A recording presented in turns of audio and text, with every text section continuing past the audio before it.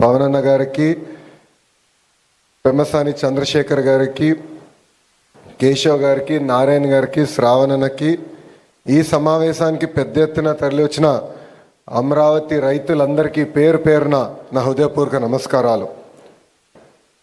దేవతల రాజధాని అమరావతి, రైతుల త్యాగం అమరావతి.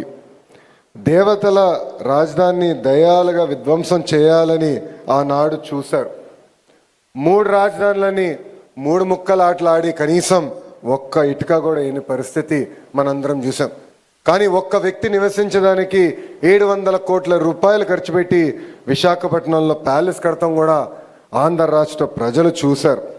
ఎన్ని కుట్రలు చేసినా, ఎన్ని ఇబ్బందులు పెట్టినా జై అమరావతి అనే నినాదంతో మనందరం కలిసికట్టుగా ముందరికెళ్ళాం.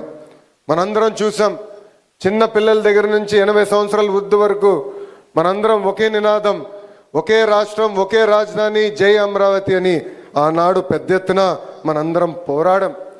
జై అమరావతి అన్నందుకు రైతులపైన కేసులు పెట్టారు.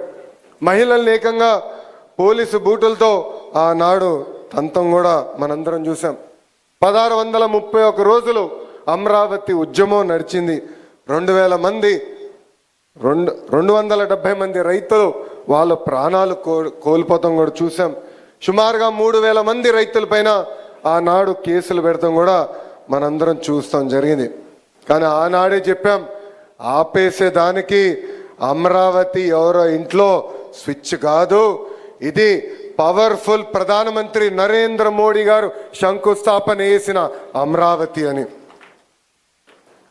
ముఖ్యమంత్రి గారు అడిగిన వెంటనే పెద్ద ఎత్తున రైతుల ముందలకొచ్చి ఆనాడు 3 పంటలు పంటున్న భూముల్ని 5 కోట్ల ఆంధ్రుల కోసం రాజధాని ఏర్పాటు చేస్తాం కోసం మీరందరూ భూములు ఇస్తాం జరిగింది. అందుకే ఈరోజు కూటమి ప్రభుత్వం ఏర్పడిన తర్వాత, ప్రజాప్రభుత్వం ఏర్పడిన తర్వాత ఒకే రాష్ట్రం, ఒకే రాజధాని, అదే అమరావతి, కానీ అభివృద్ధి వికేంద్రీకరణ చేసి చూపిస్తామని హామీ ఇస్తాం జరిగింది. ఇప్పుడు గౌరవ మంత్రి నారాయణ గారి ఆధ్వర్యంలో అమరావతి పనులు కూడా జెట్ స్పీడ్లో జరుగుతాం, మనందరం కల్లారా చూస్తున్నాం. స్త్రీ శక్తి అంటే నాకు గుర్తొచ్చే మొదటి వ్యక్తి గౌరవనీయులు నిర్మలా సీతారామన్ గారు. ఇప్పుడు చూడండి మేడం గారు ఎంత ప్రశాంతంగా ఉన్నారు. కానీ అదే వ్యక్తి పార్లమెంట్లో ఒకసారి మనందరం చూడాలి. ప్రతిపక్ష పార్టీలు అబద్ధాలు చెప్పేదానికి ప్రయత్నిస్తే వాళ్ళకి చుక్కలు చూపించే వ్యక్తి గౌరవ నిర్మలా సీతారామన్ గారు. మహిళలు ఎలా ఉండాలో ఆవిడని చూస్తే అందరికి అర్థమవుతుంది. ఆవిడ రికార్డులు కూడా ఎవరు బద్దలు కొట్టలేరు.